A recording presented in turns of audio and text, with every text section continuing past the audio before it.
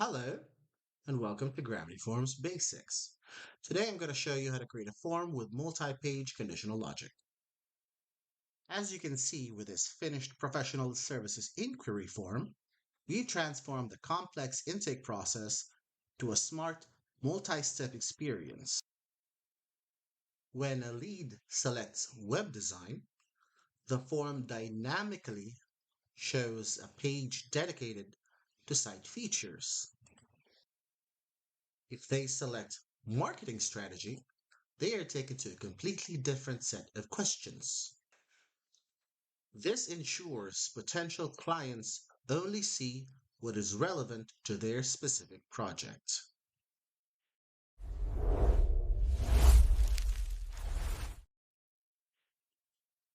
To build this form, we first need a blank form. So go ahead and pause this video to create the blank form. Once you have your blank form, you can drag a section field onto the canvas and rename it Professional Services Inquiry Form. Once that's done, we can create the trigger field. Drag a radio button field onto the canvas. Set the field label to What Service Do You Need? Scroll down and you'll find the Choices section. Since we only need two for this demonstration, you can go ahead and remove the third choice.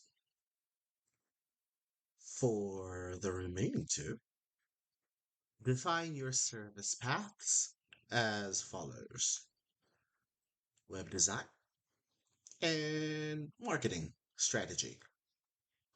Setting these choices now is essential, as the conditional logic we'll use in the next steps depends on these specific options being available in the system.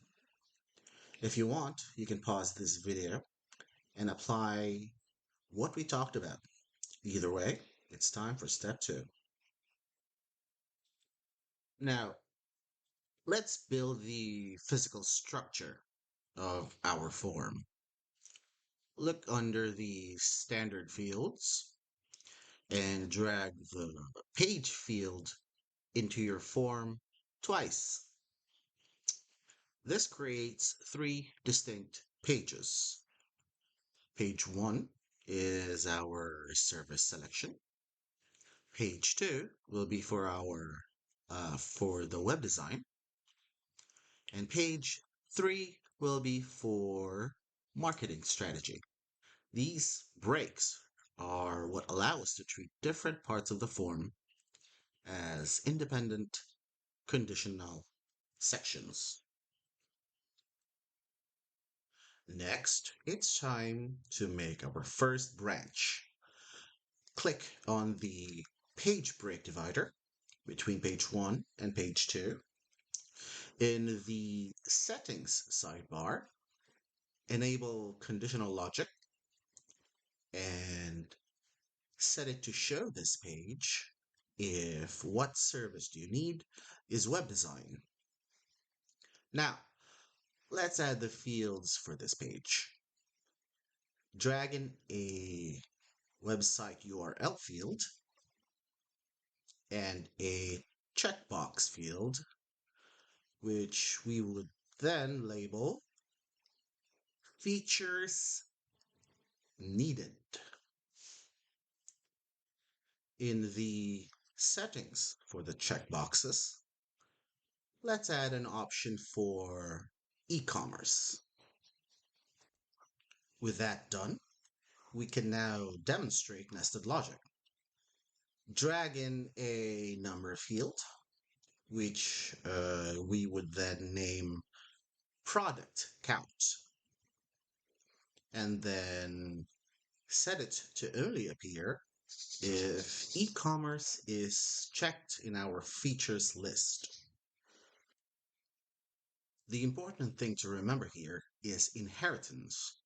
Because the entire page is conditional, all these fields, including those with their own nested logic, stay hidden unless web design is selected. Now, click the page break divider between page 2 and page 3. Set this logic to show only if what service do you need is marketing strategy. On this page, we'll add a paragraph field for marketing goals, and then a drop-down field for project budget with options for under $1,000 and $1,000 plus. Just like before, everything on this page is subject to the page level logic. This makes conditional pages great for large field sets that are conditional on earlier options, as it keeps the form clean and focused for the user. Finally, let's look at the navigation. In the same settings panel for the page 3 break, scroll down to the Next button section. Just like the Submit button itself, Next buttons can have conditional logic. This is called gating.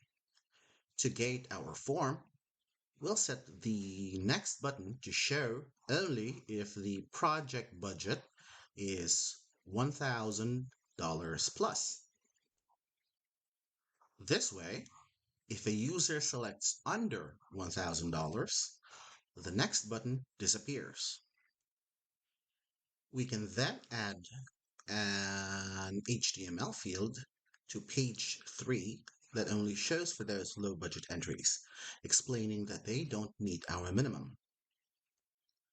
Just scroll down to the content box in the HTML field settings and then type something like, "Sorry, you don't meet our minimum." That's it.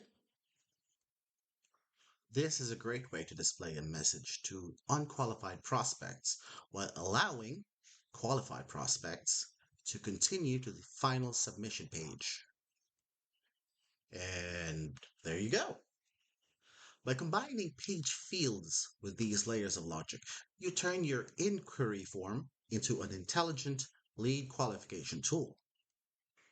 You have now seen how to use page fields and conditional logic to create a professional, high-converting form. I hope you found this guide helpful, and I'll see you in the next video. Thanks for watching. Be sure to hit like and subscribe for more content about all things Gravity Forms.